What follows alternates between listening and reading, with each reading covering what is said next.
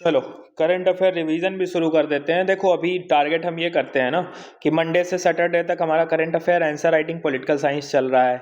बीच में मिसलिनियस एक दो subject, internal security, social justice, ऐसा कुछ हम डाल देंगे जैसा गवर्नेंस डाले थे पिछले महीने में। तो वो हमारा एक छोटा छोटा मेंस का कवरेज भी होता रहेगा, जिसको हम कहते हैं ना लो हैंगिंग फ्रूट्स हैं, जो रिवॉर्ड्स हमको बड़े दे देते हैं। तो इंटरनल सिक्योरिटी बहुत छोटा है, वो एक हफ्ता में कवर होगा और वो एटलीस्ट 40 से 50 मार्क्स दे के जाएगा मेंस में। एग्रीकल्चर जैसे कि दिसंबर में हम कर लिए, गवर्नेंस हम कर लिए, तो इस तरीके के टॉपिक जनवरी में भी एक दो ठो डाल देंगे हम। लेकिन हाँ, वो हम अपनी कंफर्टेबिलिटी के साथ डालेंगे। किसी भी दिन वो वीडियो डल जाएगा, मेरे ऊपर है। जिस दिन हम कंफर्टेबल रहेंगे ना, बैठेंगे, बना देंगे। जनवरी में वो कंप्लीट हो जाएगा। 2 से ढाई घंटे का वो एक वीडियो बनेगा, जिसमें तुम्हारा एक इंटरनल सिक्योरिटी खत्म होगा, एक सोशल जस्टिस खत्म होगा, ऐसे छोटे छोटे जो सब्जेक्ट्स हैं। फिलहाल हम अप्रोच ये रखेंगे कि संडे को तुम लोग टेस्ट लिखो और संडे को हम करंट अफेयर जून 2025 से रिवीजन शुरू कर देंगे। तो हमारे पास एक साल का करंट अफेयर तो हो ही जाएगा, साथ में रिवीजन भी हो जाएगा।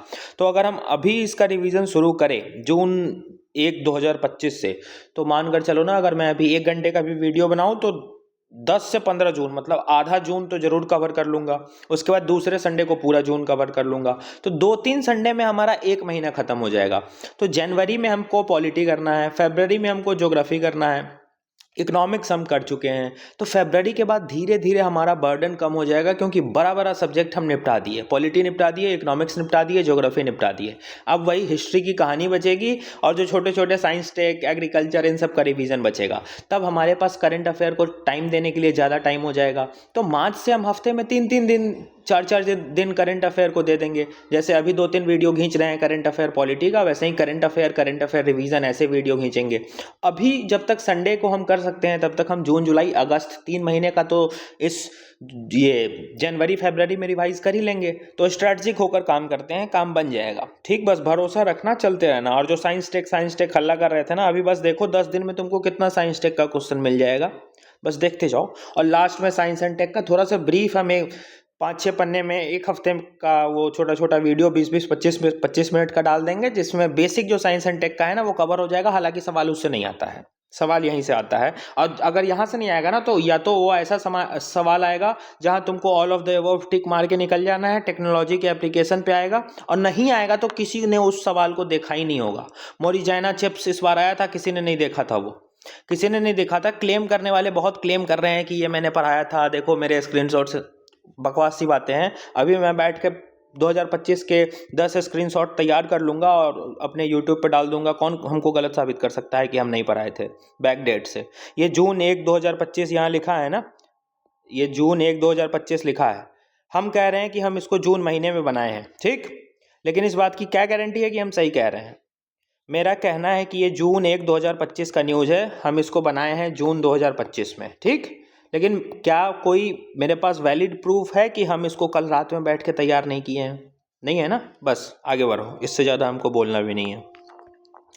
पहला टॉपिक जून हमारा 2025 का। अच्छा हाँ, एक और चीज़ समझो, इस अभी शुरुआत कर रहे हैं ना, तो कुछ बेसिक समझो। हम करेंगे कैसे? एक एक लाइन तुमको समझाना पॉसिबल नहीं हो पाएगा, एक साल का करंट अफेयर है। तो इसका ये मतलब नहीं है कि तुम्हारा कुछ छूट जाएगा, हम छूटने देंगे नहीं तुम्हारा कुछ। प्रीलिम्स ओरिएंटेड फैक्ट जो होंगे उन सब का रिवीजन हम तुमको कराएंगे। जो मेंस ओरिएंटेड फैक्ट है, जो हम ऑलरेडी आगे करते रहते हैं, मल्टीपल टाइम किए हुए हैं, और वो आगे मल्टीपल टाइम आएगा भी। अभी 6 महीने का हम करंट अफेयर और करेंगे भी, तो 5 महीने का। जनवरी पूरा करेंगे, फरवरी करेंगे, मार्च करेंगे, अप्रैल करेंगे। तो ये करना भी तो है करंट अफेयर, तो वो आगे भी आएगा वो टॉपिक। तो उसको हम बीच बीच में ना थोड़ा फास्ट फॉरवर्ड में लेके चलेंगे। तो बस कॉन्शियस मेंटेन रखना अपना, ये इम्पेशेंट मत हो जाना कि ये तो मेरा छूट गया। नहीं, वो हम जानबूझ के छोड़ दिए हैं, क्योंकि मुझे पता है वो टॉपिक आगे आया हुआ है और आगे फिर आएगा, ठीक है। लेकिन जो बेसिक प्रीलिम्स से स्पेसिफिक न्यूज़ का रिवीजन होना चाहिए वो हो जाएगा। जैसे कि फर्स्ट ही एग्जांपल देख लो, इंडिया में डिलेड डिफेंस प्रोजेक्ट चलता है, ठीक। अब हम प्रगति इनिशिएटिव अभी 3 4 दिन पहले किए हैं। प्रगति, इसका काम क्या है कि इंफ्रास्ट्रक्चर में जो डिले आ रहे हैं इसको ये फास्ट करेगा। तो इंडिया का हर एक इंफ्रास्ट्रक्चर प्रोजेक्ट ना डिले चलता है, उसमें से डिफेंस प्रोजेक्ट भी एक है। मतलब देखो ना, defence project are delayed more than 15 से 20 ईयर्स। तो ये तो हम अभी किए नहीं है क्या कि हमारे यहाँ इंफ्रास्ट्रक्चर प्रोजेक्ट बहुत धीरे धीरे चलता है? तो ये प्रीलिम्स में आना नहीं है और ये मेंस का टॉपिक बनेगा, जिसमें हम एक पॉइंट्स अपने दे सकते हैं कि अगर हम इंडिया आत्मनिर्भर बनना चाहता है तो उसको अपने प्रोजेक्ट्स को इन्हांस करना होगा, उसको स्पीडी फास्ट ट्रैक इंप्लीमेंटेशन करना होगा। प्रगति उसका एक एग्जाम्पल है, प्रगति इनिशिएटिव। तो देखो अभी हम 2 दिन पहले किए हैं, ये जून से लिंक हो रहा है, तो फिर इसीलिए हम बोले हैं कि जो चीज़ हम थोड़ा सा इग्नोर करें ना, उसको ये मत समझना कि अरे ये तो हवा में निकाल दिए।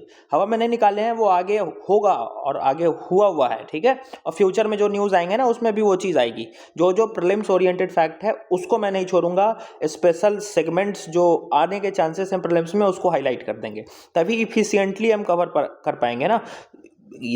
बार बार हम बोलते हैं कि ये 9th 10th 11th 12th graduation और मास्टर्स का परीक्षा नहीं है जहां तुम एक सिलेबस कंप्लीट करके 80% स्कोर कर लोगे।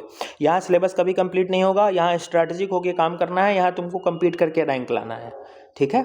चलो, तो इंडिया में डिफेंस प्रोजेक्ट डिले चलता है, इसकी कहानी है ये। इंडिजीनियस मैन्युफैक्चरिंग जो है वो हमारी बहुत स्लो है, और जिस कारण से हम लार्जेस्ट डिफेंस इंपोर्टर हैं, इंपोर्ट बहुत ज़्यादा करते हैं। अब सिप्री की लेटेस्ट रिपोर्ट, ये प्रीलिम्स फैक्ट देख लो, सिप्री की लेटेस्ट रिपोर्ट है वो इंडिया को रैंक करती है 2nd नंबर पे। अब ये सिप्री का रिपोर्ट है क्या, तो सिप्री का रिपोर्ट बताता है कि पूरे दुनिया में हथियार सबसे ज़्यादा खरीद कौन रहा है, ठीक, कौन सा कंट्री सबसे ज़्यादा वेपन्स ये इंपोर्ट कर रहा है, उसकी ये रिपोर्ट बताती है, ठीक। Ranks country for defence import. SIPRI का रिपोर्ट हमको क्या बताता है कि कौन सा देश सबसे ज़्यादा डिफेंस हथियार खरीद रहा है। तो यूक्रेन फर्स्ट पे है, इंडिया 2nd पे है। और ये एक समझना बात को, जब से रसिया यूक्रेन वॉर हुआ है ना, रसिया यूक्रेन का वॉर, तब से यूक्रेन फर्स्ट पे आ गया है, क्योंकि यूक्रेन ने इस टाइम पे बहुत हथियार खरीदे हैं। नहीं तो इंडिया हमेशा से फर्स्ट पे रहा है, इस बार के रिपोर्ट में इंडिया 2nd पे चला गया है, ठीक। अब ये भी रिपोर्ट जून की नहीं थी, ये रिपोर्ट जनवरी फरवरी में आई हुई थी, ठीक है, इसलिए यहाँ बस ब्रीफ डला है। तो ये तुमको हम बता दिए, इंडिया की रैंकिंग 2nd है, यूक्रेन फर्स्ट हो गया है, और वो भी अभी फर्स्ट हुआ है, इंडिया हमेशा से पहले से फर्स्ट रहा है, ठीक। अब देखो कि अब हमको करना क्या चाहिए, तो जितने भी प्रोजेक्ट्स हैं उसको फास्ट करेंगे, प्राइवेटाइजेशन करेंगे, पीपीपी मॉडल पे शिफ्ट करेंगे। ये देखो पीपीपी मॉडल पे शिफ्ट करेंगे, R&D को तेज करेंगे इंडिया में, गवर्नमेंट और प्राइवेट कोलैबोरेट करेंगे, जल्दी जल्दी काम करेंगे, DRDO का रोल बहुत ज़्यादा बढ़ जाएगा। तो ये सब मेंस का असेसमेंट है जो हम वे फॉरवर्ड में अपने लिखेंगे कि डिफेंस प्रोजेक्ट को हम कैसे इन्हांस कर सकते हैं। तो ये हम आगे कर रहे हैं और करते रहेंगे। हमारे काम का ये सिप्री का रिपोर्ट था जो तुमको हम बता दिए एकदम अच्छे से हाईलाइट करके, ठीक।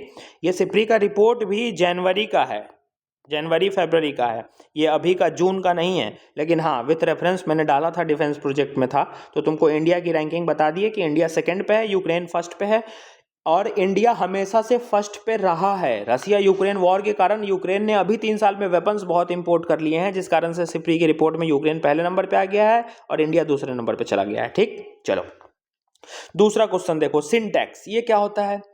ये GST में भी तुमको हम कराए थे। सिन टैक्स वैसा टैक्स होता है, tax on goods and services which are harmful to society और इंडिविजुअल। सिन का मतलब क्या होता है, सिन का मतलब होता है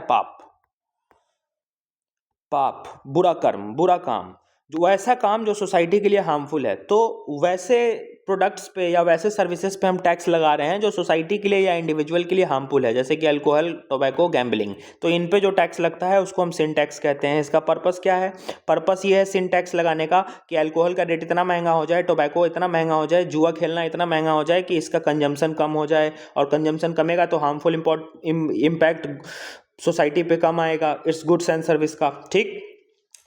और गवर्नमेंट का रेवेन्यू इंक्रीज हो। गवर्नमेंट फिर कहती है कि भैया अगर तुमको मरना ही है, दारू पी कर, तो ज़्यादा पैसा दे के मरो, एटलीस्ट सरकार की अर्निंग भी तो हो। तो इसीलिए सरकार ने टैक्स लगाकर सिन टैक्स लगाती है इन हार्मफुल प्रोडक्ट्स पे। तो ये ध्यान रखना, पूछ सकते हैं सिन टैक्स क्या है। अब एक और फैक्ट देखो, India has one of the largest cancer patient, ठीक, rank first in male cancer patients and related death. India में सबसे ज़्यादा कैंसर पेशेंट है, मेल के पेशेंट सबसे ज़्यादा हैं इंडिया में, और इससे डेथ भी सबसे ज़्यादा है इंडिया में, जिससे कि इंडिया पे हेल्थ बर्डन बहुत ज़्यादा आता है। ठीक, ये सिंटैक्स तुमको बताए। अब सरोगेट एडवर्टाइजमेंट देखो क्या है। सरोगेट एडवर्टाइजमेंट भी अभी तुमको हम हाल फिलहाल में ही कराए हैं, लेकिन हाँ यहाँ आया है तो देखते चलते हैं। सरोगेट एडवर्टाइजमेंट वैसा एडवर्टाइजमेंट होता है इनडायरेक्टली प्रमोट्स प्रोडक्ट और सर्विसेज डेट आर रिस्ट्रिक्टेड और बैंड फ्रॉम डायरेक्ट एडवर्टाइजिंग। वैसा प्रोडक्ट्स जिसका डायरेक्ट एडवर्टाइजमेंट हम नहीं कर सकते हैं, डायरेक्ट प्रचार हम नहीं कर सकते हैं, उन प्रोडक्ट्स को हम इनडायरेक्टली एडवर्टाइज करते हैं। जैसे कि हम गुटखा का, पान मसाला का डायरेक्ट एडवर्टाइजमेंट नहीं कर सकते हैं, दारू का डायरेक्ट प्रचार नहीं कर सकते हैं, लेकिन एक प्रचार आता है दाने दाने में केसर का दम, वो केसर इलायची का प्रचार आता है ना। क्या वो केसर इलायची का प्रचार है कि पान मसाले का प्रचार है? तो वो पान मसाले का प्रचार है। ठीक, उसी तरीके से वो हैवल्स नंबर 1 सोडा के नाम पे एक प्रचार आता है, men will be main, imperial blue. क्या वो सब किस चीज़ का प्रचार है? सोडे का प्रचार है क्या? नहीं, लिकर का प्रचार है। तो वो सब क्या है? सरोगेट एडवर्टाइजमेंट है। दिखा दिए। अब सरोगेट एडवर्टाइजमेंट के नुकसान ये सब क्या है? डीपीएसपी में क्या लिखा हुआ है? डीपीएसपी में भी लिखा हुआ है कि इंटॉक्सिकेटेड आइटम्स का जो यूज़ है उसको सरकार प्रमोट नहीं करेगी, उसको कम करना है हमको, ये डीपीएसपी में लिखा हुआ है। तो ये ध्यान रखना, ये तुमको हम बता दिए सरोगेट एडवर्टाइजमेंट क्या होता है। अब कुछ लॉ देख लो जो मरीन इकोनॉमी को गवर्न करते हैं। Laws govern to marine economy and global level. Marine economy को पे ग्लोबल लेवल पे, मतलब इंटरनेशनल लेवल पे मरीन इकोनॉमी, समुद्र की जो इकोनॉमी है, उसको कौन कौन से लॉ गवर्न कर रहे हैं? तो एक है मार्पोल।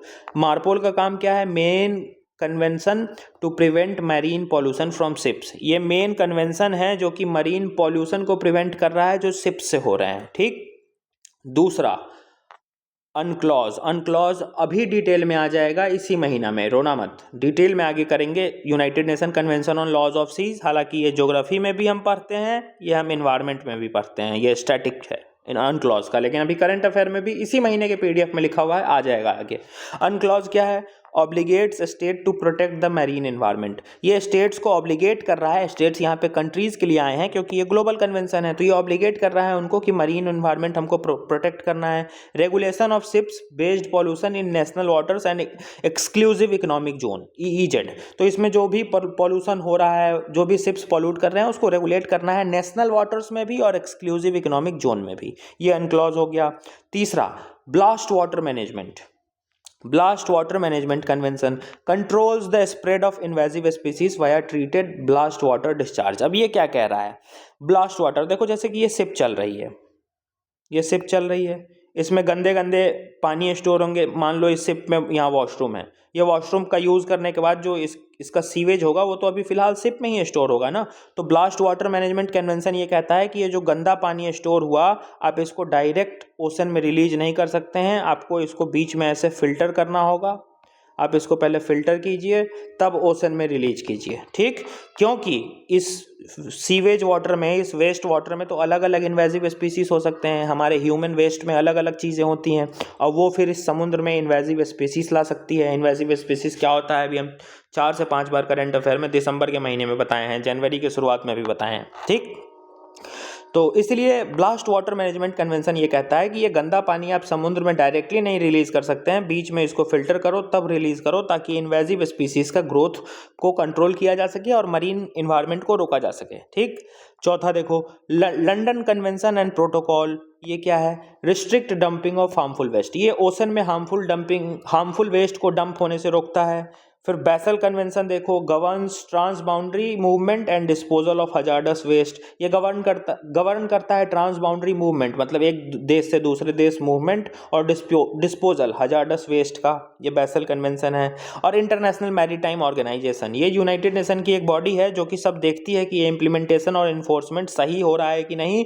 ग्लोबल मैरीटाइम पॉल्यूशन का रेगुलेशन ये इंटरनेशनल मैरीटाइम ऑर्गेनाइजेशन ही करती है। ठीक, चलो कहाँ गए साइंस टेक वाले? कहाँ गए साइंस टेक वाले? ये देखो science and tech, supercharging sodium ion batteries. ये क्या है? ये हिस्ट्री है कि पॉलिटी है कि ज्योग्राफी है ना? साइंस टेक, सब्र रखो। Super fast charging sodium ion batteries एक रिसर्च टीम है Jawaharlal Nehru centre for advance scientific research की, JNCASR की, Jawaharlal Nehru centre for advanced scientific research has developed A super fast charging sodium ion battery. इसने develop किया है एक super fast charging ion battery. किसने develop किया है भैया? इंडिया में डेवलपमेंट हुई है। इंडिया की एक Jawaharlal Nehru centre for advance scientific research है JNCASR नाम की एक रिसर्च टीम है, जो कि ये एक ऑर्गेनाइजेशन है, यहाँ की एक रिसर्च टीम ने सोडियम आयन बैटरीज को खोजा है, super fast charging sodium ion battery को डेवलप किया है। इसका एम क्या होगा? To provide an efficient, safe and affordable alternative to lithium ion battery. अब लिथियम आयन बैटरी जो है ना, इस लिथियम आयन बैटरी का अल्टरनेट का ये काम करेगा sodium Na ion battery, Na+, sodium इसी को बोलते हैं ना, केमिस्ट्री भी मुझे बहुत अच्छे से आती है भाई। तो सोडियम आयन बैटरीज जो हैं ये लिथियम आयन बैटरीज को रिप्लेस करेंगे। ये एक तरीके से हम इसको वो कर सकते हैं, अल्टरनेटिव बन सकते हैं। तो ये इफ़ेक्टिव होगा, सेफ होगा और अफोर्डेबल होगा। कौन? ये जो नया खोजा गया है sodium ion super fast charging वाली बैटरी, क्योंकि लिथियम आयन बैटरी महंगा होता है, कॉस्टली है। ठीक, तो ये हेल्प करेगा हमारे पावर सेक्टर को। और देखो इसमें किसका हम इस्तेमाल करते हैं, तो इसमें सोडियम नेगेटिव आयंस का इस्तेमाल किया जाता है इंस्टीड ऑफ लिथियम। इसमें लिथियम का इस्तेमाल नहीं किया जा सकता है, क्योंकि नाम में लिखा है super fast sodium ion battery. ठीक, अब इसका एडवांटेज देखो क्या होगा। तो लिथियम का इंपोर्ट कम हो जाएगा, सोडियम वाइडली अवेलेबल भी है इंडिया में, तो हम सेल्फ रिलायंट, आत्मनिर्भर होकर इसको बना सकते हैं। इको फ्रेंडली भी है, कॉस्ट इफेक्टिव भी है, सेफ भी है, फास्ट चार्जिंग भी होगा और मेक इन इंडिया का गोल भी पूरा हो जाएगा। तो ये इसका फायदा है। हो गया साइंस टेक, हो गया science tech sodium ion batteries. अभी आगे और आएंगे, चिंता मत करो। जून 2, जून 1 हमारा रिवीजन कंप्लीट। थ्रोम्बेक्टोमी क्या है भैया? ये हिस्ट्री है कि पॉलिटिकल साइंस है कि ज्योग्राफी है? क्या लग रहा है ये? क्या देखने में? साइंस टेक है। थ्रोम्बेक्टोमी क्या होता है? सर्जिकल और interventional treatment to remove blood clot in any artery और वेन। देखो ये वेन है, शरीर में नसें हैं। अब इस नसें में खून पास कर रही है, लेकिन खून पास करते करते होता क्या है ना, कभी कभी फैट डिपॉजिट साइड से होने लगता है, ऐसे ऐसे फैट इसी नस के अंदर, इसी आर्टरी या वेन के अंदर। अब फैट डिपॉजिट हो गया ऐसे, तब तो ये खून के फ्लो को रोक रहा है, ये खून जाने नहीं दे रहा है ऐसे। तो डॉक्टर एक प्रोसेस करते हैं, इंटरवेंशनल प्रोसेस करते हैं, या फिर सर्जिकल भी हो सकता है। सर्जिकल क्या होगा? जिस भी एरिया का ये नस है उसको काटा जाएगा और इस जाम वाले एरिया को हटाकर वापस से इस दो नस को ऐसे हम टाई अप कर देंगे, ये ऐसे टाई अप कर देंगे। तो ये तो हो गया सर्जिकल मेथड। और एक होता है इंटरवेंशनल मेथड। इंटरवेंशनल मेथड क्या होता है? जैसे कि यहाँ पे जाम हो गया, फैट डिपॉजिट हो गया, अब इधर का खून इधर नहीं जा रहा है, इधर का खून इधर नहीं आ रहा है, तो डॉक्टर क्या करेगा? एक कैथेटर डालता है, कैथेटर तार को कहते हैं। यहाँ पे एक बैलून लगा रहता है, पतला सा छोटा सा, ये बैलून को यहाँ पे लाएगा और जब इस पिन पॉइंट पे, इस ब्लॉक वाले जगह पे बैलून आएगा ना, तो इस बैलून को एयर प्रेशर से फुला देता है। जैसे ही फुलाता है तो वो जो गंदगी है ना, वो ऐसे दीवार पे एकदम चिपक जाती है और रास्ता खुल जाता है, ऐसे रास्ता खुल जाता है। उसके बाद फिर से डॉक्टर एक तार घुसाएगा, कैथेटर, और यहाँ पे एक मेटल स्ट्रिप डाल देता है जिसको स्टेंट कहते हैं। ठीक, स्टेंटिंग। तो इंटरवेंशनल ट्रीटमेंट यही है कि बिना चीर फाड़ के स्टेंट डालकर ये जो ब्लॉकेज हो गया था, इस ब्लॉकेज को खोल दिए। ठीक है, इसीलिए जो आजकल बाईपास सर्जरी हैं वो कम हो गए हैं। तुमने सुना होगा हार्ट में स्टेंट लगा दिया जाता है, तो ये स्टेंटिंग क्या है? इंटरवेंशनल ट्रीटमेंट है। और जो हार्ट का डॉक्टर चीर फाड़ नहीं करता है, इंटरवेंशनली बाईपास करके कैथेटर के थ्रू उस ब्लॉक को ओपन करता है, उस डॉक्टर को हम कहते हैं इंटरवेंशनल कार्डियोलॉजिस्ट। इसलिए दो टाइप के हार्ट, तीन टाइप के हार्ट के डॉक्टर तुमने सुना होगा। एक जनरल फिजिशियन होता है कार्डियोलॉजिस्ट का, एक इंटरवेंशनल कार्डियोलॉजिस्ट होता है जो कि बैलून फुलाकर ऑपरेशन करता है, चीर फाड़ नहीं करता है, और एक होता है कार्डियो सर्जन जो पूरा हार्ट को बाहर निकाल देगा, टेबल पे रखेगा, उसके बाद इलाज करेगा, फिर सिल देगा तुम्हारे बॉडी को। ठीक, तो थ्रोम्बेक्टोमी क्या है? एक सर्जिकल और इंटरवेंशनल ट्रीटमेंट प्रोसेस है जो कि ब्लड क्लॉट को किसी भी आर्टरी और वेन से हटाता है, ये जो जाम हो गया है उसको। आगे देखो, अब ब्लड क्लॉट जो हो जाता है, इसको हम क्या कहते हैं? थ्रोम्बस। ब्लड क्लॉट जो हो रहा है हमारे शरीर में, उसको हम कहते हैं थ्रोम्बस, और इसी थ्रोम्बस को ठीक करने के प्रोसेस को हम कहते हैं थ्रोम्बेक्टोमी। कैसे करते हैं अभी बताए। अब इस थ्रोम्बस से ब्लड फ्लो रिस्ट्रिक्ट हो जाता है, तो ये जो जाम हुआ ये थ्रोम्बस है, ब्लड क्लॉट कर गया था। ठीक है, क्या है भैया? साइंस टेक ही है। हमको तो लगता है साइंस का ये टॉपिक है, हिस्ट्री तो हमको दिख नहीं रहा है। तुम लोग जरा एक बार देख लेना कि कौन सा टॉपिक है वो। दूसरा देखो, ज़ेंगज़र कॉरिडोर, ये ध्यान रखना, ये प्रीलिम्स का फैक्ट है। अब मैप वाले भी आ जाओ जरा, ये मैप दिख रहा है कि पॉलिटिकल साइंस दिख रहा है? देख लेना एक बार। ज़ेंगज़र कॉरिडोर क्या है? एक ट्रेड रूट है जो कि अजरबैजान को टर्की से कनेक्ट कर रहा है। Connecting Azerbaijan to Turkey. देखो अर्मेनिया है ये बीच में, यहाँ टर्की है, यहाँ अजरबैजान है, सेंट्रल एशियन कंट्री। इंडिया के रिश्ते टर्की से खराब हैं, इंडिया के रिश्ते अजरबैजान से खराब हैं, इंडिया के रिश्ते अर्मेनिया से ठीक हैं। टर्की मेड ड्रोन्स आए थे पाकिस्तान में, DRONES ऑपरेशन सिंदूर में, इसी टर्की का ड्रोन से तो ऑपरेशन सिंदूर में पाकिस्तान भेज रहा था।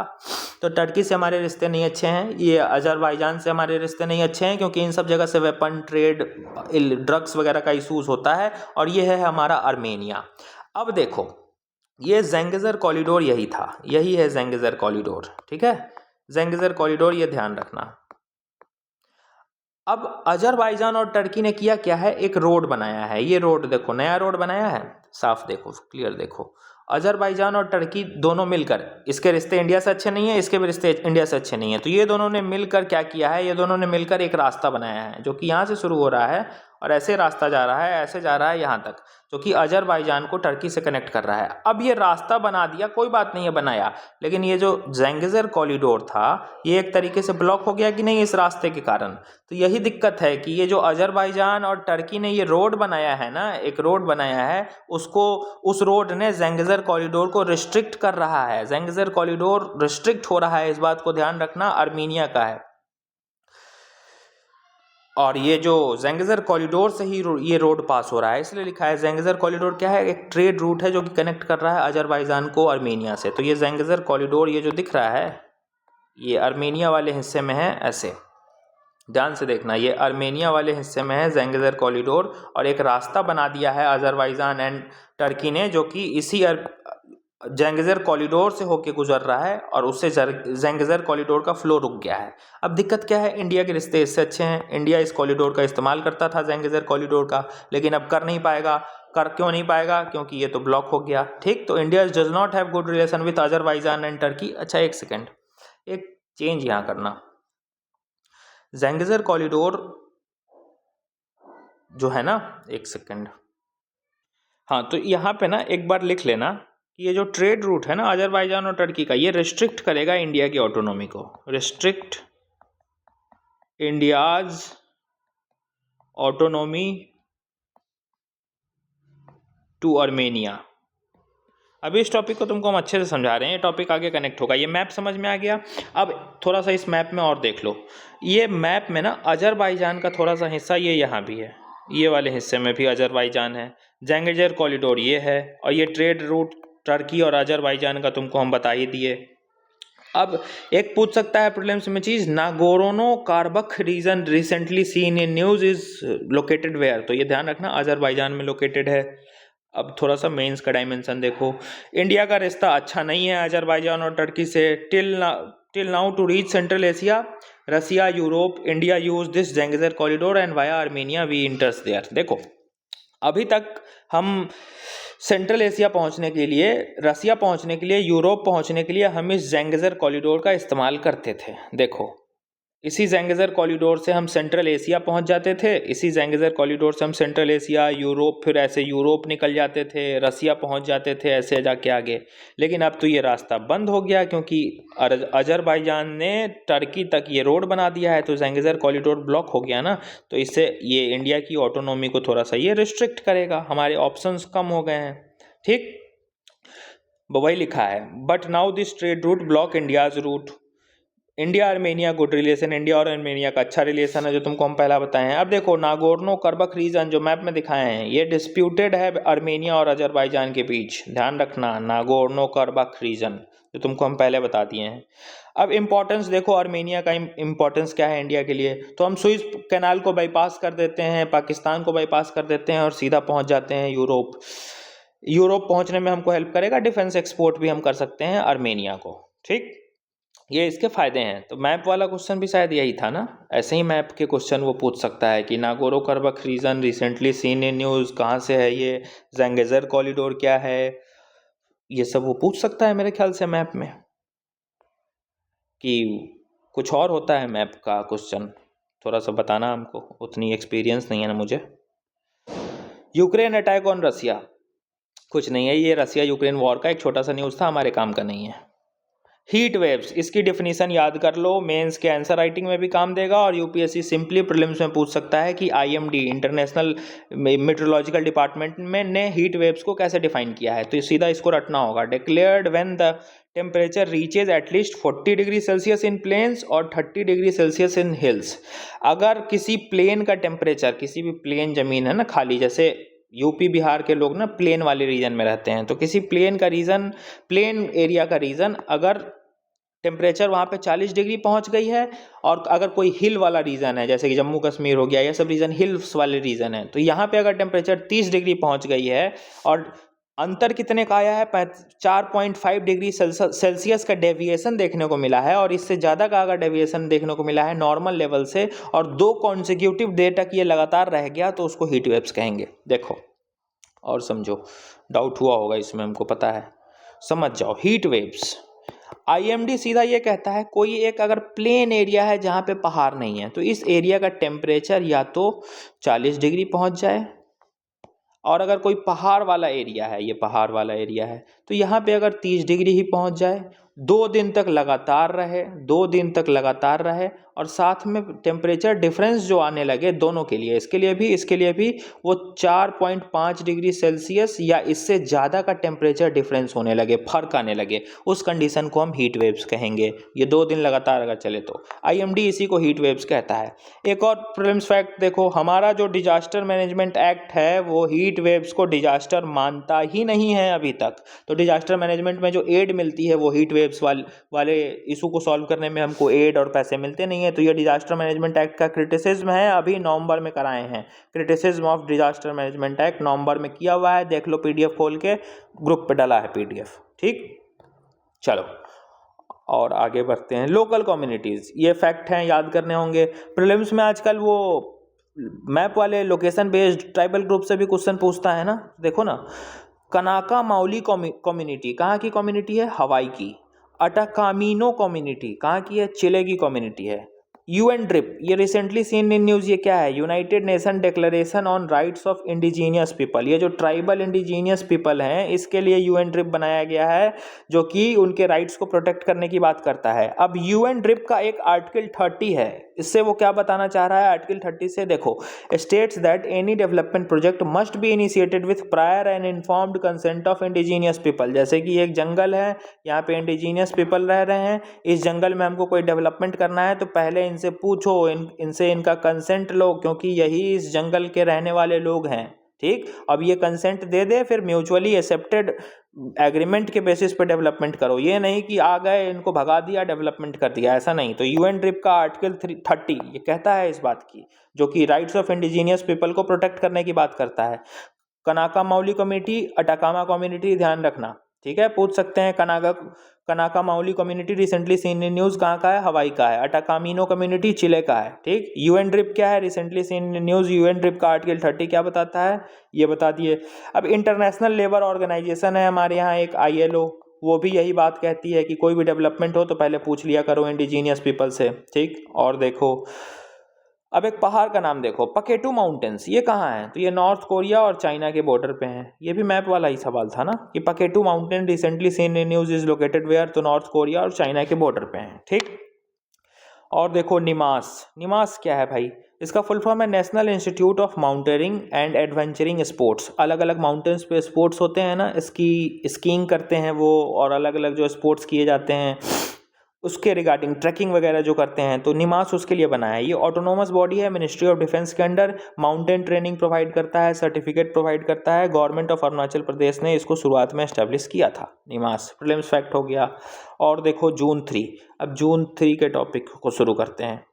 अब चलो आरबीआई का देखो नया गोल्ड रूल मैकेनिज्म, आरबीआई ने नया गोल्ड रूल मैकेनिज्म प्रपोज किया है, लेकिन इसको अभी अपडेटेड करने की ज़रूरत नहीं है, क्योंकि ये अभी इम्प्लीमेंट ही नहीं हुआ है। तो अगले फिनेंशियल ईयर, मतलब अभी जो हमारा फिनेंशियल ईयर 2026 का आएगा ना, उस टाइम से इसको इम्प्लीमेंट ही करना है। तो ये दोबारा न्यूज़ में आएगा, और ये कभी न्यूज़ में आया नहीं, तो उतने टॉपिक हमारे बने नहीं ये, ठीक है, मतलब उतना इंपॉर्टेंट ही हमारा बनता नहीं है। इसका मेन पर्पस था कि NPA, non performing assets, banking में कराए हैं ना, एनपीए क्या होते हैं, तो एनपीए को कम करने के लिए ये नया गोल्ड लोन्स लाया गया था। और ये इम्प्लीमेंट अभी हुए ही नहीं है, तो इसको करने का मतलब नहीं है। उस टाइम पे हम किए थे क्योंकि वो आया हुआ था न्यूज़ में, लेकिन ये अभी इम्प्लीमेंट नहीं हुआ है। तुमको हम दिखा रहे हैं, दिखाते हैं, रुक जाओ, तुमको हम दिखा रहे हैं। इसका इम्प्लीमेंटेशन हुआ ही नहीं है, इसी टॉपिक में लिखा हुआ है ये बात। अब देखो, मिनिस्ट्री ऑफ फाइनेंस, ये देखो क्लियर लिखा हुआ है, ministry of finance has suggested that loan below 2 lakh should be exempted from the rules and this new rules come in effect from 1 January 2026 for proper implementation. तो ये अभी तक आया ही नहीं है। अब जब ये इम्प्लीमेंट होगा ये टॉपिक तो वापस आएगा। तो ये टॉपिक हमारे काम का अभी नहीं है, ठीक है।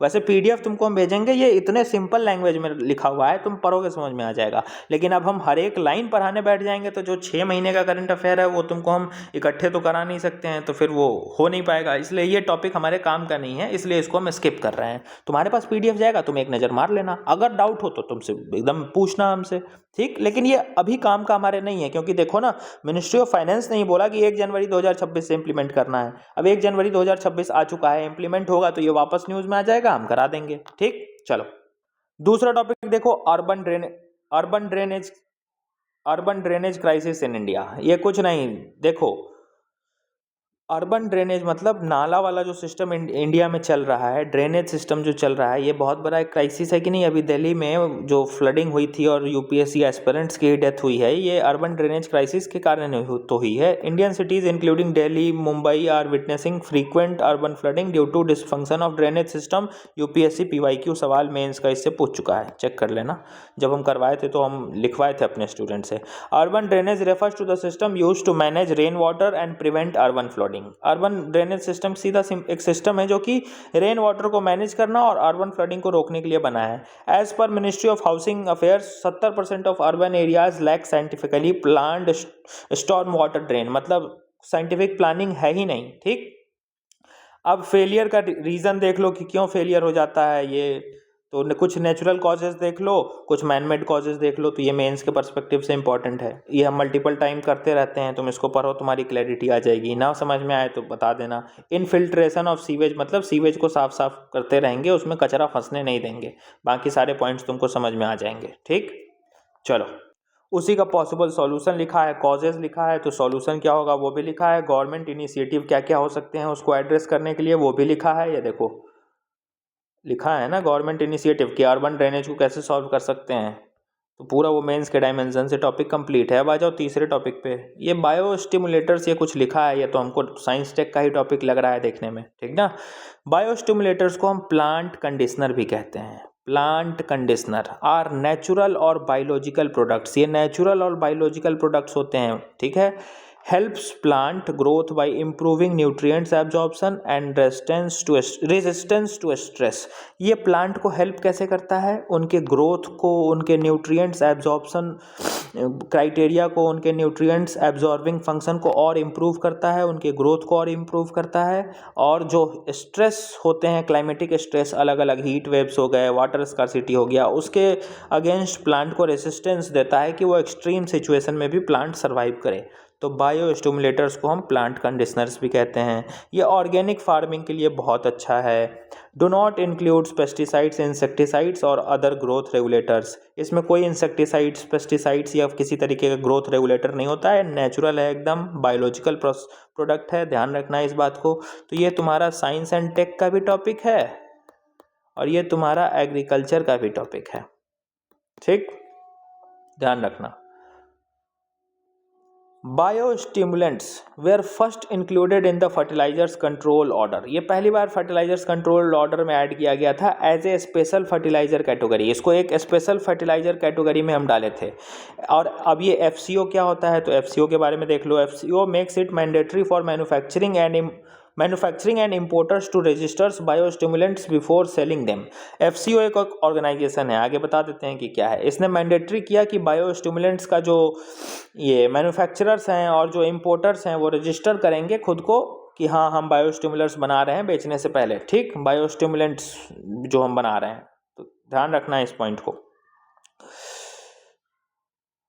अब देख लो ये एफसीओ क्या होता है जो तुमको हम बताए। एफसीओ देखो, सेट ऑफ रूल्स, ये एक रूल्स का सेट है मेड बाय गवर्नमेंट, जिसको गवर्नमेंट ने बनाया है to control the production, quality, sale and use of fertilisers in India. Clear. Prevents the growth and sale of low quality fertilisers, से जो गंदे क्वालिटी का और लो क्वालिटी का फर्टिलाइजर्स है इसके ग्रोथ को ये रोकता है। एफसीओ का रूल्स जो कि सॉइल के हेल्थ को खराब कर सकता है उसको ये रोकता है। ठीक। Ladakh new policy and domicile, ये सोनम वांगचुक का केस हम सितंबर में भी डिस्कस किए हैं मल्टीपल टाइम। तो लद्दाख के लिए न्यू पॉलिसी का सेंट्रल गवर्नमेंट लेकर आई थी। ब्रीफ में देखो, लद्दाख कह रहा था कि हमको यूटी बना दो, एक सेपरेट एंटिटी हमको बना दो, सॉरी यूटी तो है ही। लद्दाख कह रहा था कि हमको 6th शेड्यूल वाले में ऐड कर दो, लेकिन सरकार का ये कहना है कि नहीं, तुमको हम ऐड कर देंगे तो तुमको ज़्यादा ऑटोनॉमी मिल जाएगी और इससे नेशनल इंटरेस्ट कॉम्प्रोमाइज़ होगा। तो बात सही है, कॉम्प्रोमाइज़ हो जाएगा, क्योंकि लद्दाख से चिपका है चाइना का बॉर्डर, डिस्प्यूटेड बॉर्डर चिपका है। और अगर यहाँ पे ये जो लोकल गवर्नमेंट है उसको ज़्यादा ऑटोनॉमी मिल गई ना, तो नेशनल इंटरेस्ट हमारा हैम्पर हो जाएगा। ठीक है। तो लद्दाख को बैलेंस करने के लिए सेंट्रल गवर्नमेंट ने अलग अलग उनको क्राइटेरिया दे रखा था। कैसे? लद्दाख में जितने भी गवर्नमेंट जॉब्स मिलेंगे उसमें से जो लोकल रेजिडेंट्स के लिए होंगे वो 85% का रिजर्वेशन है। ठीक। 15 साल का कॉन्टिन्यूअस रेजिडेंस चाहिए 31 अक्टूबर 2019 से। लद्दाख का जो फाउंडेशन डे है, इस दिन से लगातार 15 साल तक कोई इंसान अगर रह रहा है लद्दाख में तभी उसको डोमिसाइल का क्राइटेरिया मिलेगा, तभी वो ये 85% रिजर्वेशन को क्लेम कर सकता है। तो ये थ्रेट नहीं था वहाँ के लोकल कम्युनिटी के लिए, उनके लिए बहुत अच्छी चीज़ थी ये। ऑफिशियल लैंग्वेज लद्दाख का क्या क्या है देखो, इंग्लिश भी है, हिंदी भी है, उर्दू भी है, भूती भी है और पुर्गी भी है। ध्यान रखना 5 ऑफिशियल भाषाएं हैं लद्दाख के। और रिजर्वेशन ऑफ सीट्स भी मिला था वुमेन्स को लद्दाख वाले हिल काउंसिल में। तो ये लद्दाख के लिए इतने फंक्शंस होम मिनिस्ट्री ने दिए थे, लेकिन फिर भी इनको प्रोटेस्ट करना था।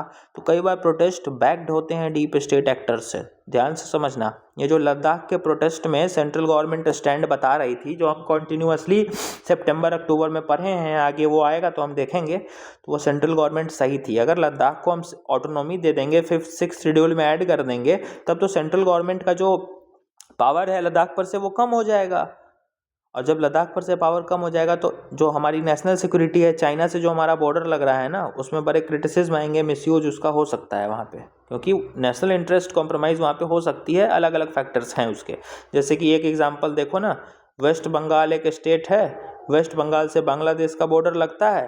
सेंट्रल गवर्नमेंट एक बार कही थी कि हम यहाँ पे फेंसिंग करना चाहते हैं, बांग्लादेश सरकार ने वेस्ट बंगाल सरकार ने ज़मीन देने से मना कर दिया था आर्मी को। किया हुआ ऐसे विवाद हो चुके हैं देश में, देख लेना। इसीलिए होम मिनिस्ट्री ने कहा कि नहीं भैया, 5th 6th शेड्यूल की बात मत करो, बदले में जो ले लो। तभी तो 85% रिजर्वेशन दिया। फिर से बोला कि लद्दाख का डोमिसाइल उसी को माना जाएगा जो 15 साल लद्दाख में लगातार रहा है। और कब से? 31 अक्टूबर 2019 से लगातार कोई 15 साल लद्दाख में रहेगा उसको डोमिसाइल मिलेगा। तो ये सब ऑफिशियल लैंग्वेज 5 कर दी लद्दाख की। फीमेल्स को रिजर्वेशन दे दिया हिल काउंसिल में। तो उनके नीड्स को सारे फुलफिल कर रही थी गवर्नमेंट, लेकिन कई बार प्रोटेस्ट बैक्ड होते हैं डीप स्टेट एक्टर्स के फंडिंग से। ठीक। अलमाती डैम देखो, अलमाती डैम, ये डैम कहाँ है? कृष्णा रिवर पे है। अलमाती डैम कहाँ लोकेटेड है? कर्नाटका में लोकेटेड है। कृष्णा रिवर भी कर्नाटका में से बहती है। अब कृष्णा रिवर के बारे में देखो, अलमाटी डैम तो कृष्णा रिवर भी बना है, देख लिए, कर्नाटका में है, देख लिए। कृष्णा रिवर देखो, ये महाबलेश्वर सतारा महाराष्ट्र वाले रीजन में ओरिजिनेट करती है। कहाँ पे? महाबलेश्वर महाराष्ट्र के सतारा वाले रीजन में। ये सेकेंड बिगेस्ट रिवर है पेनिसुलर इंडिया में आफ्टर गोदावरी। पूछ सकता है कि नहीं प्रीलिम्स का फैक्ट कि पेनिसुलर इंडिया में के सबसे बिगेस्ट रिवर कौन है? तो पहला गोदावरी, दूसरा कृष्णा, ध्यान रखना। और ये अपना पानी को कहाँ रिलीज करता है? मतलब ये कृष्णा रिवर लास्ट में जाकर कहाँ मिलेगी? तो बे ऑफ बंगाल में मिलती है। अब फ्लोज थ्रू, कैसे कैसे ये फ्लो करती है? तो महाराष्ट्र से कर्नाटका, कर्नाटका से तेलंगाना, तेलंगाना से आंध्र प्रदेश आती है और आंध्र प्रदेश से बे ऑफ बंगाल में मिल जाती है कृष्णा रिवर। इसकी ट्रिब्यूटरीज देख लो, घाटप्रभा, मालप्रभा, तुंगभद्रा, भीमा, मूसी, मुनेरू। तो घाटप्रभा, मालप्रभा और तुंगभद्रा ये राइट बैंक ट्रिब्यूटरी है, भीमा, मूसी और मुनेरू लेफ्ट बैंक ट्रिब्यूटरी है। ठीक। चलो और देखो, भूभारती। ये भूभारती क्या है? Law to solve land disputes by Telangana. Telangana government की ये स्कीम है भूभारती, और ये एक लॉ है जो कि लैंड डिस्प्यूट्स को सॉल्व करती है तेलंगाना में। इसमें ड्रोन्स का यूज़ किया जाता है ताकि लैंड्स को डिमार्केट किया जा सके। ये एक फैक्ट ध्यान रखना। Artificial metal based nano enzyme, science and take ही है ना, दिख तो साइंस एंड टेक ही रहा है। साइंस एंड टेक का ही हमको ये करंट अफेयर दिख रहा है। Artificial metal based nano enzyme, ये क्या है? ये प्रिवेंट करता है एक्सेस ब्लड क्लॉटिंग को। शरीर में हमारे बहुत ज़्यादा एक्सेस ब्लड क्लॉटिंग नहीं होने देता है, ताकि थ्रोम्बस बीमारी ना हो। थ्रोम्बेक्टोमी अभी ऊपर देखे हैं, वो बीमारी क्यों होती है? क्योंकि खून जमने लगता है नसों में, फैट डिपॉजिट हो जाती है। तो ये artificial metal based nano enzyme एक ऐसा एंजाइम है जो ब्लड क्लॉट को रोकता है, एक्सेस ब्लड क्लॉट को रोकता है। और इसमें कौन से मेटल का यूज किया गया है? वैनाइडियम पेंटाऑक्साइड। ठीक है, पूछ सकते हैं कि नहीं प्रीलिम्स में। साइंस एंड टेक, इसको बनाया किसने है? इंडियन इंस्टीट्यूट ऑफ साइंस ने बनाया है। प्लेटलेट्स रिस्पॉन्सिबल होते हैं ब्लड क्लॉट के लिए। हमारे बॉडी में नेचुरली ब्लड क्लॉट कौन कराते हैं? प्लेटलेट्स कराते हैं। हीमियोस्टैटिक्स एक प्रोसेस है, ये क्या है? ये बॉडी का नेचुरल प्रोसेस है जो कि स्टॉप करता है ब्लडिंग को after a blood vessel is damaged. मान लो हमारा हाथ कट गया, अब खून बहने लगा, तो हीमियोस्टैटिस एक प्रोसेस है जो कि उस बहुत ज़्यादा खून बहने से रोकता है, नहीं तो पूरा खून निकल जाएगा, हमारे एक छोटे कट से हम मर जाएंगे। तो हम ब्लड क्लॉट हमारे लिए बहुत इंपॉर्टेंट फैक्टर है। और ब्लड क्लॉट को कौन रेगुलेट करता है? हमारे बॉडी में प्लेटलेट्स करते हैं, तभी तो हम जिंदा रहते हैं। थोड़ा हाथ वाथ कटा तो थोड़ा बहुत खून होता है, तुरंत वो जम जाता है, नहीं तो एक छोटा सा कट से भी इंसान मर जाएगा, पूरा खून बाहर निकल जाएगी। ठीक। और artificial metal based nano enzyme क्या है? ये एक्सेसिव ब्लड क्लॉटिंग को रोकता है, एक्सेस ब्लड क्लॉट होने नहीं देता है, सिंपल सी चीज। और इसमें वैनाडियम पेंटाऑक्साइड मेटल यूज है। नॉर्मली हमारे ये बॉडी में ब्लड क्लॉट करवा कौन रहा है? तो प्लेटलेट्स करवा रहा है। हीमियोस्टैटिस क्या प्रोसेस होता है? ये बॉडी का नेचुरल प्रोसेस है जो कि एक्सेसिव ब्लड फ्लो को रोकता है। ये करा दिए। ये यही तो है हमारा साइंस एंड टेक। चलो, इंडिया ऑस्ट्रेलिया के रिश्ते देख लो, मेंस का टॉपिक है, करवाए क्या? अच्छा, अभी तो छोड़ते हैं क्योंकि इंडिया ऑस्ट्रेलिया आगे भी आएगा। तुम लोग बताना मेंस का टॉपिक कराए कि नहीं, ताकि टाइम कम लगे। ठीक। अब एक टॉपिक देखो, रैपसीड मस्टर्ड। छोड़ो यार, क्या है, छोड़े, कर ही लो, थोड़ा धीरे धीरे करेंगे लेकिन पूरा करो। इंडिया ऑस्ट्रेलिया का टॉपिक भी ब्रीफ में देख लो। इंडिया ऑस्ट्रेलिया के रिश्ते, ऑस्ट्रेलिया के पास है क्या क्या? तो ऑस्ट्रेलिया के पास क्रिटिकल मिनरल्स का रिसोर्स है, स्ट्रैटेजिक लोकेशन है ऑस्ट्रेलिया की, क्वाड का मेंबर है, और चाइना के लिए ये क्रिटिकल है। ऑस्ट्रेलिया के रिश्ते चाइना से अच्छे नहीं बनते हैं। ऑस्ट्रेलिया ने ऑकस भी ज्वाइन करके रखा है। ऑकस क्या है? ऑकस 3 देशों का समूह है। ए से ऑस्ट्रेलिया, यूके से यूनाइटेड किंगडम, और यूएस तो यूएस है ही। ये एक सिक्योरिटी एग्रीमेंट है, इसमें 3 देश हैं। कौन कौन है बता दिए। और इसमें बोला यह गया है कि न्यूक्लियर पावर सबमरीन हम देंगे ऑस्ट्रेलिया को, ताकि चाइना को काउंटर किया जा सके पैसिफिक ओशन में। ऑकस का यही मेन इनिशिएटिव था, मेन यही काम था। अब देख लो ये ऑस्ट्रेलिया के पास है क्या क्या, तुमको हम बता दिए। इंपॉर्टेंस ऑफ ऑस्ट्रेलिया, ऑस्ट्रेलिया ने ऑकस ज्वाइन किया है वो बता दिए। सो in recent times unpredictable behaviour of USA is concern for India. अब अभी जो यूएसए का अनप्रिडिक्टेबल बिहेवियर चल रहा है वो हमारे लिए कंसर्न है, इसीलिए हमने क्या किया है, देखो हमने ऑस्ट्रेलिया को एक अपना रिलायबल पार्टनर बनाया है, और ऑस्ट्रेलिया से हम रिश्ते कॉन्टिन्यूसली अच्छे कर रहे हैं, क्योंकि ऑस्ट्रेलिया का भी टारगेट है चाइना को काउंटर करना, हमारा भी टारगेट है। आगे ऑस्ट्रेलिया को मैप पे दिखाएंगे, चिंता मत करो। इंडिया ऑस्ट्रेलिया के पास 2+2 मिनिस्टीरियल डायलॉग भी होते हैं। अब 2+2 मिनिस्टीरियल डायलॉग में डिफेंस मिनिस्टर और फॉरेन मिनिस्टर एक देश के और दूसरे देश के भी डिफेंस मिनिस्टर और फॉरेन मिनिस्टर मिलते हैं, इसी को 2+2 मिनिस्टीरियल डायलॉग कहते हैं। ठीक। और बोथ कंट्रीज हैव, ये इंडिया और ऑस्ट्रेलिया ने अलग अलग चीज़ें भी साइन करके रखी है। Mutual logistic support agreement, ऑस्ट्रा Hind military exercise वो लोग करते हैं। Air to air refuelling agreement भी दोनों में साइन है। ऑस इंडेक्स नेवी की एक्सरसाइज दोनों करते हैं, तो ये ध्यान रखना, ये तो जरूर ध्यान रखना, प्रीलिम्स फैक्ट है। और देखो रैपसीड मस्टर्ड ऑयल, एग्रीकल्चर का करंट अफेयर कहाँ से आएगा, यहीं से आएगा। रैपसीड मस्टर्ड ऑयल, ये ध्यान रखना, India 3rd largest edible oil consumer. India जो है वो 3rd लार्जेस्ट है एडिबल ऑयल कंज्यूमर का, इंपॉर्टेंट लाइन है, ध्यान रखना। Food safety and standards authority of India prohibited the manufacturing and sale of blended mustard oil in India. Food safety and standards authority जो है इंडिया का, उसने prohibit किया था कि मस्टर्ड ऑयल में जो ब्लेंड हम अलग अलग चीज़ मिक्स कर देते हैं, उस ब्लेंडेड मस्टर्ड ऑयल का जो सेल है वो प्रोहिबिटेड रहेगा, उसका बिकना नहीं चाहिए ब्लेंड वाला मस्टर्ड ऑयल। ठीक। आगे देखो, as per Indian food safety laws selling an edible oil mixed with another edible oil is permissible. लेकिन इंडियन फूड सेफ्टी लॉ ये कहता है कि किसी भी एडिबल ऑयल को हम बेच सकते हैं ब्लेंड करके, कितना ब्लेंड कर सकते हैं? बस 20%, मतलब 80% वो होना चाहिए और 20% कुछ ब्लेंडिंग करके हम बेच सकते हैं। तो वो 20% से ज़्यादा की मिक्सिंग ना हो, ब्लेंडिंग ना हो। The mustard oil extracted from Indian mustard crops contains high level of a unique fatty acid called uric acid. 40% इसमें होता है, higher than international accepted limit of 5%। तो ये बड़ा कंसर्निंग चीज़ है हमारे लिए, ठीक। मस्टर्ड ऑयल, जो इंडिया में मस्टर्ड क्रॉप्स, सरसों का तेल उग रहा है ना, मतलब सरसों का जो प्लांट उग रहा है और उससे जो हम तेल निकाल रहे हैं ना, उसमें एक यूनिक फैटी एसिड होता है जिसको हम यूरिक एसिड कहते हैं, और 40% होता है इंडिया के मस्टर्ड्स में। और इंटरनेशनली एक्सेप्टेड लिमिट कितना है? 5% से भी कम की है, और हमारे यहाँ 40% है, ठीक। तो ये बहुत हेल्थ के लिए ठीक नहीं होगा, फैटी एसिड है ये। इसलिए गवर्नमेंट एक इनिशिएटिव इंट्रोड्यूस कर रही है जिसका नाम है GM mustard oil, genetically mustard oil, DMH11 इसका नाम है, धारा मस्टर्ड हाइब्रिड। तो DMH11 recently seen in news, ये क्या है? तो ये एक जेनेटिकली मॉडिफाइड क्रॉप है, जैसे बीटी कॉटन है ना, बैसिलस थ्रंजेनेसिस बीटी कॉटन, उसी तरीके से ये एक DMH11 हम धारा मस्टर्ड हाइब्रिड के नाम से एक क्रॉप बनाए हैं, जेनेटिकली मॉडिफाई करके उसको, ताकि ये जो दिक्कत आ रही है इसको सॉल्व किया जा सके। अब एक फैक्ट ध्यान में रखना कि ये अभी अलाउड नहीं है, इसका कल्टीवेशन नहीं हो रहा है DMH11 का इंडिया में। सुप्रीम कोर्ट ने इसको रोक लगा कर रखा है। इस पे क्यों रोक लगा कर रखा है? देखो, but Supreme Court stop the cultivation of DMH11 due to insufficient assessment of impact on human health. मतलब अभी तक इस DMH11 का प्रॉपर असेसमेंट नहीं किया गया है कि इसको उगाएंगे तो ह्यूमन हेल्थ पे क्या इम्पैक्ट पड़ेगा, ठीक। तो सुप्रीम कोर्ट बोला कि पहले इम्पैक्ट पता कर लो तब इसका कल्टीवेशन करना, साइंटिफिक रिपोर्ट और असेसमेंट कंप्लीट कर लो। इंडिया में अभी एक ही GM क्रॉप उगाया जाता है, GM क्रॉप ओनली वन ही अलाउड है, उसका नाम है BT कॉटन। इसके अलावा कोई क्रॉप नहीं उगाया जाता है। अगर कोई उगाते हुए पकड़ा गया तो वो पनिशेबल ऑफेंस है, क्रिमिनल ऑफेंस है, ध्यान रखना। एक ही क्रॉप एक अलाउड है जेनेटिकली मॉडिफाइड में, वो है BT कॉटन। धारा मस्टर्ड 11 हम बना चुके हैं, लेकिन सुप्रीम कोर्ट बोल रहा है कि पहले पूरा रिसर्च करो उसके बाद अलाउ करेंगे, ठीक। 5 जून ये टॉपिक मैं नहीं कराऊंगा।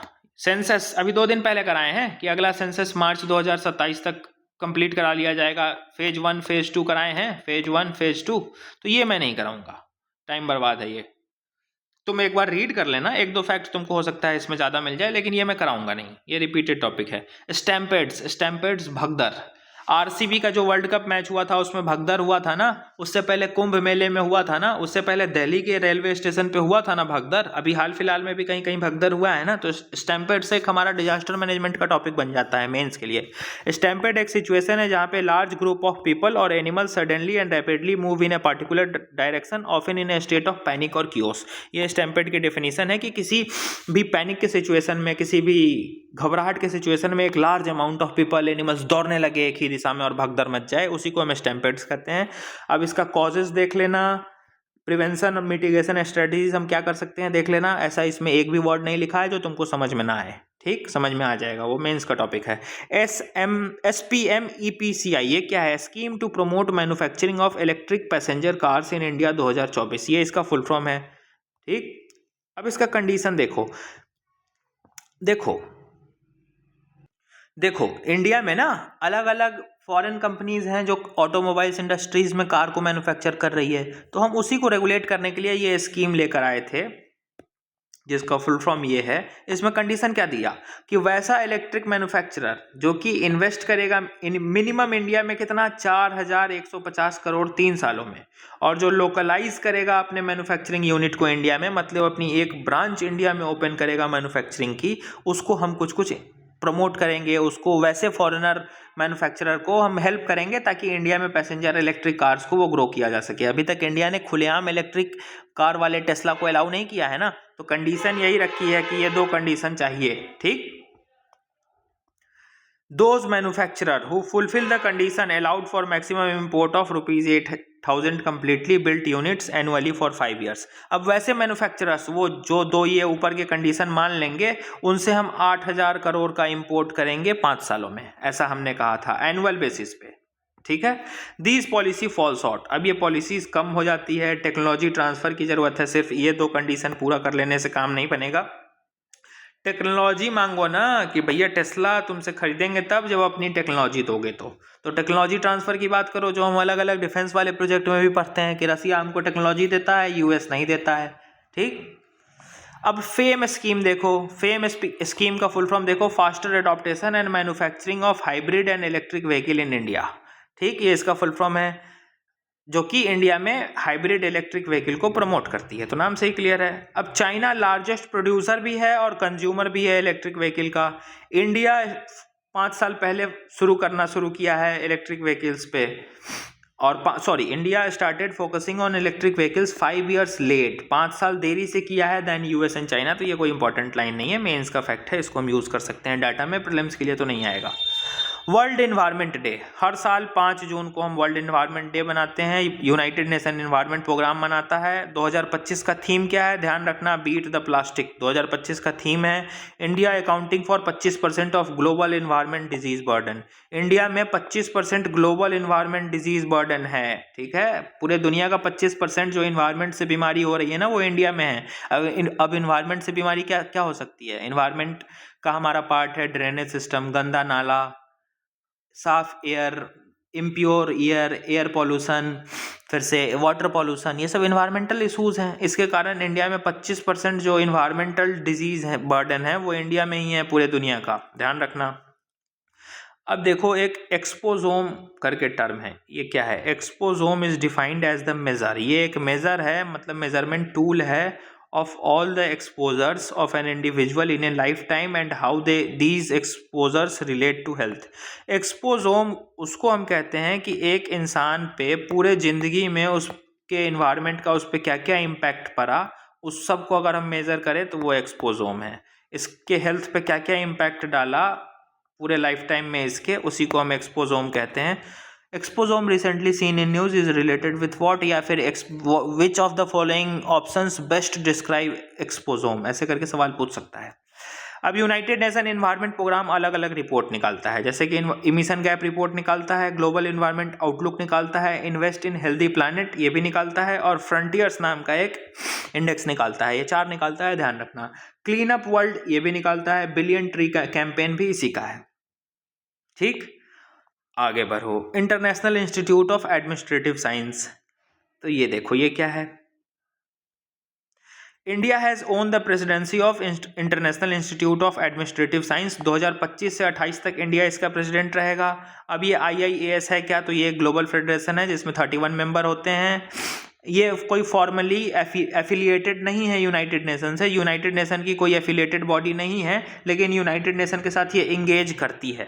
साइंटिफिक रिसर्च पे हम कोलैबोरेट करते हैं, और इंडिया पहली बार प्रेसिडेंट बना है, तो पूछ सकता है ये प्रीलिम्स में ऑर्गेनाइजेशन बेस्ड क्वेश्चन। 6 जून पे आ जाओ, valley of flower national park, ये क्या है? तो ये यूनेस्को का वर्ल्ड हेरिटेज साइट है। ठीक, ये कहाँ पे लोकेटेड है? तो नंदा देवी नेशनल पार्क के अलॉन्ग ये लोकेटेड है, और forms the core zone of Nanda Devi park. और ये जो वैली ऑफ नेशनल पार्क है ना, ये कोर जोन बनाता है नंदा देवी नेशनल पार्क का। लोकेटेड इन कहाँ लोकेटेड है?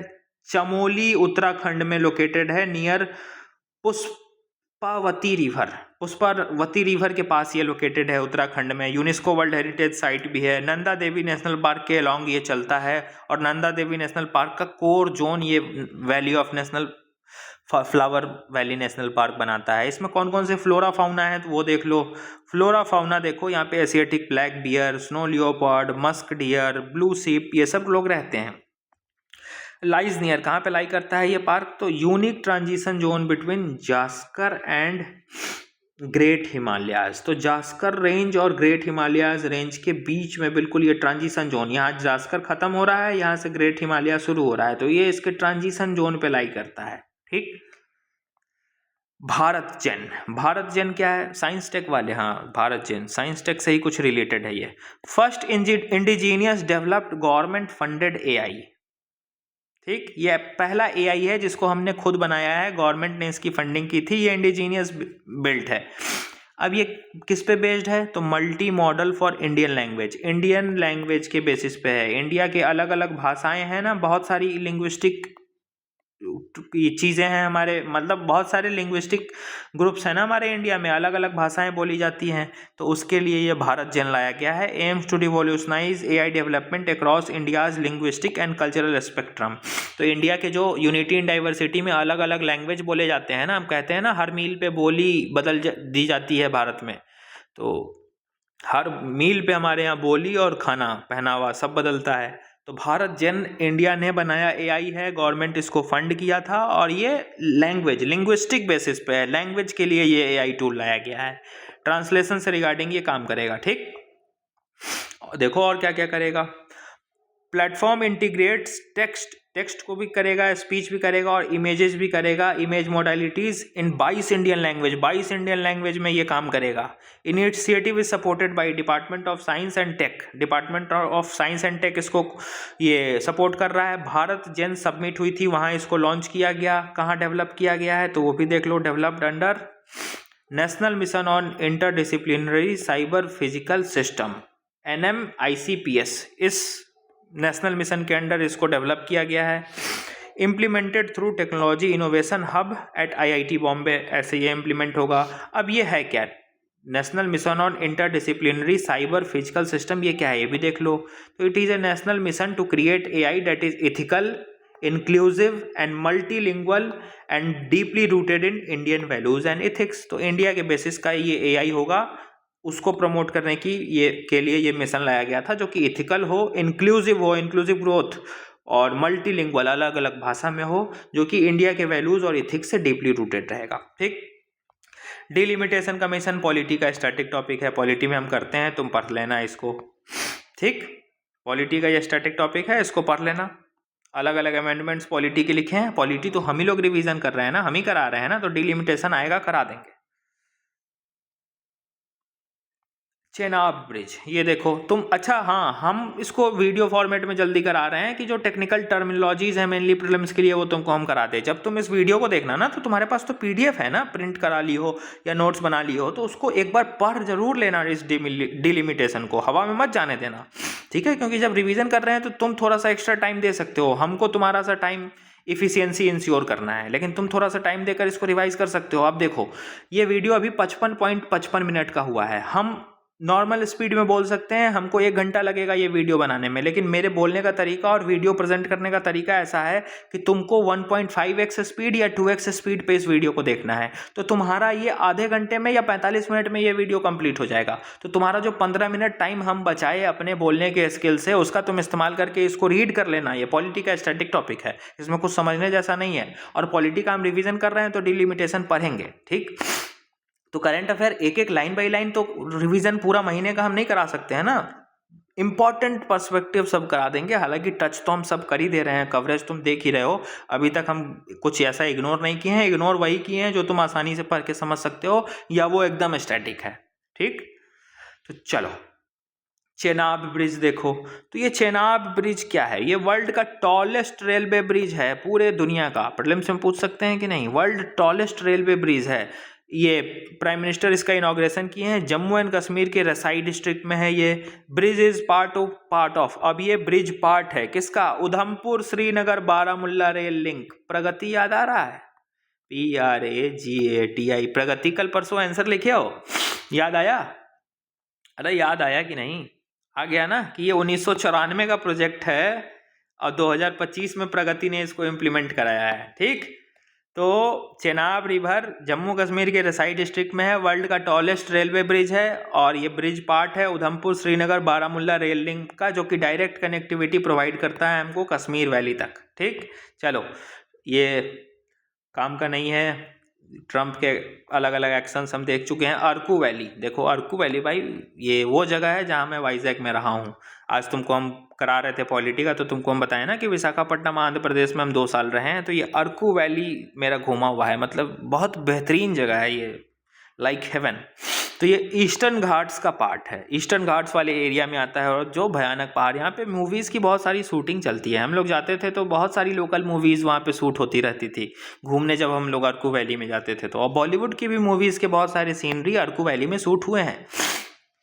यहाँ पे इतनी कॉफ़ीज़ के प्लांटेशन है, कॉफ़ी प्लांट इतना है कि तुम मतलब कंफ्यूज हो जाओगे। उस कॉफ़ी प्लांटेशन के स्मेल से तुम्हारा मतलब ना माइंड एकदम फ्रेश हो जाएगा, जिसको हम कहते हैं। मतलब हम एक बार गए थे घूमने, पहली बार जब गए थे और वहाँ कैफ़े में बैठे ना, तो वो कैफ़े वाला मतलब एटलीस्ट 30 से 40 ब्रांड की कॉफ़ी हमको रॉ दिखा रहा है कि आप इसमें से कौन सा पीना पसंद कीजिएगा। क्या भैया, अब इतने बड़े एक्सपर्ट तो नहीं है कॉफ़ी के, तुम पिला दो कुछ जो अच्छा हो।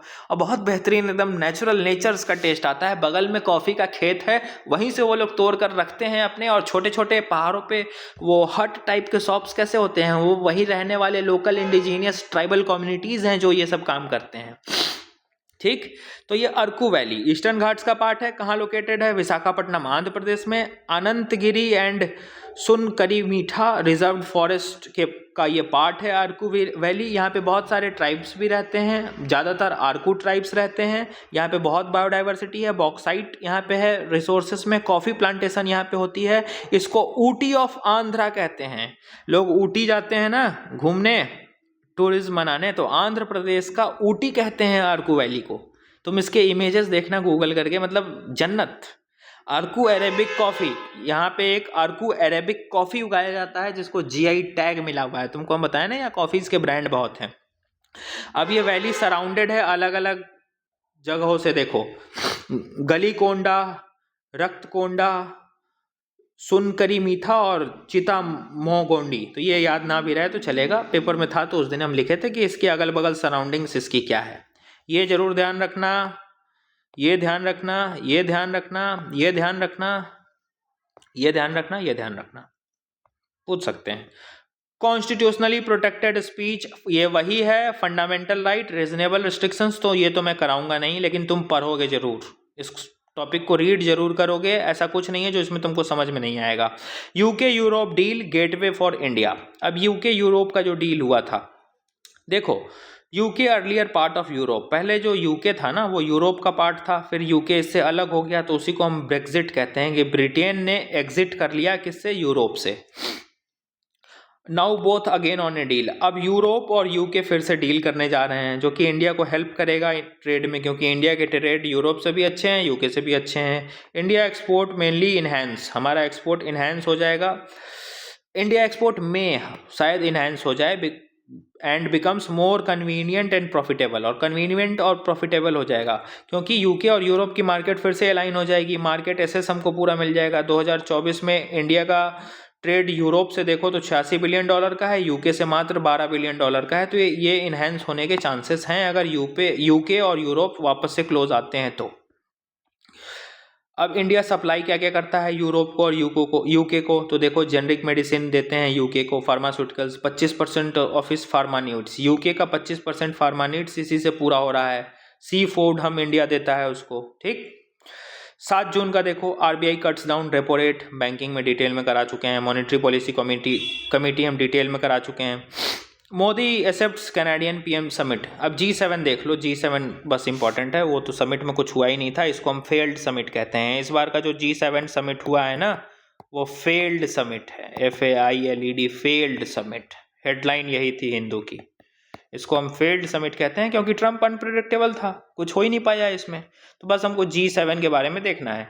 G7 ग्रुप किसका है? World's most developed countries, world के जो सबसे डेवलप कंट्री हैं उनका ये ग्रुप है G7। इंडिया इसका मेंबर नहीं है, लेकिन इंडिया कॉन्टिन्यूसली G7 की मीटिंग 2019 से अटेंड कर रहा है एज ए स्पेशल इन्वाइटी। तो देखो, इंडिया को कोई इग्नोर नहीं कर रहा है ना, जा रहा है ना इंडिया G7 की मीटिंग में।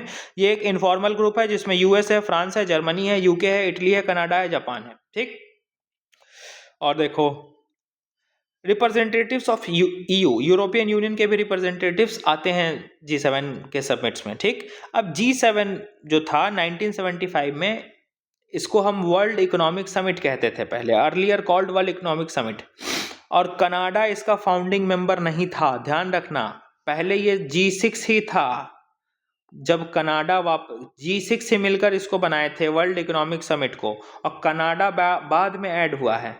तो जब कनाडा बाद में ऐड हुआ तो ये G6 का जो ग्रुप था, वर्ल्ड इकोनॉमिक समिट का जो ग्रुप था, ये बन गया G7। तो कनाडा फाउंडिंग मेंबर इसका नहीं है, कंफ्यूज मत होना। G7 का बाद में वो ज्वाइन किया है। प्रीलिम्स में यहाँ पे क्वेश्चन फंसा सकते हैं। 1888 में क्या हुआ, G7 ये जो था ना, कनाडा ज्वाइन हो गया, G7 हो गया था अब ये, तो G7 फिर G8 बन गया क्योंकि रसिया भी आ गया था इस G7 वाले ग्रुपिंग में, तो ये G8 बन गया।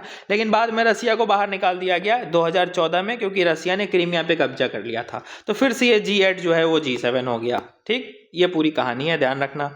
वाटर मैनेजमेंट इन इंडिया, ये पढ़ लेना। वर्ल्ड वाटर डे 22 मार्च को हम बनाते हैं, और 2025 का जो थीम है वर्ल्ड वाटर का वो क्या था, ग्लेशियर प्रिजर्वेशन, ध्यान रखना। यूनाइटेड नेशन ने डिक्लेयर किया है 2025 को एज, मतलब किया था as international year of glaciers, पूछ सकते हैं वो।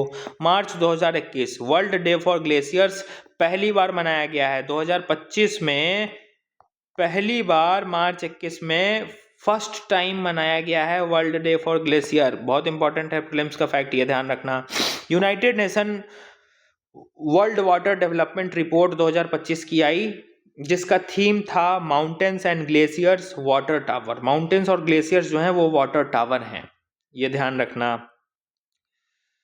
अब decade of action on क्रायोस्फेरिक science 2025 से 34 तक मनाया जाएगा ताकि ग्लेशियर्स को प्रोटेक्ट किया जाए।